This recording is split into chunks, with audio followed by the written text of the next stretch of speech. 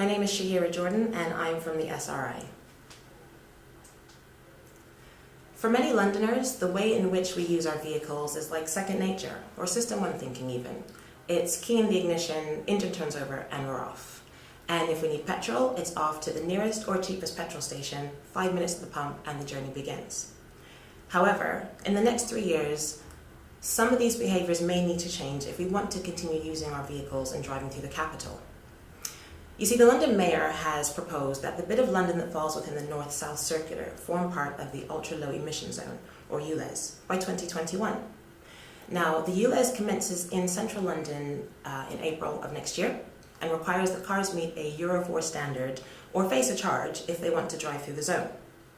Now, a Euro 4 car tends to be around 15 years or younger, so not everyone will be affected.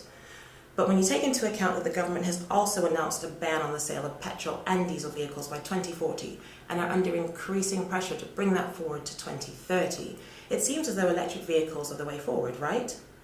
Well, only 1% of the vehicles on London roads are electric, so Londoners don't feel this way.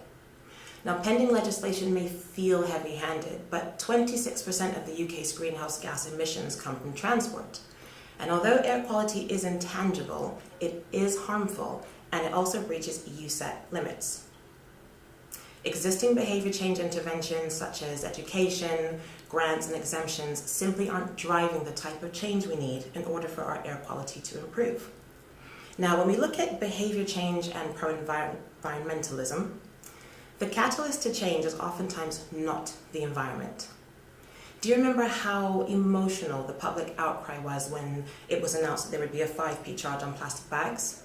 Well, the catalyst to change there was not the harrowing images of ocean life being poisoned by our plastic.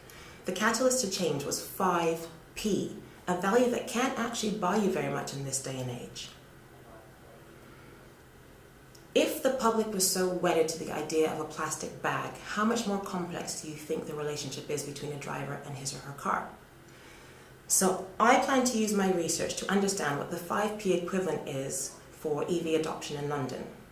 Using a mixed methodology approach of depth interviews and questionnaires, I will survey existing London EV drivers to understand what the tipping point was in their decision to not only change their vehicle, but to change their behaviours. Thank you.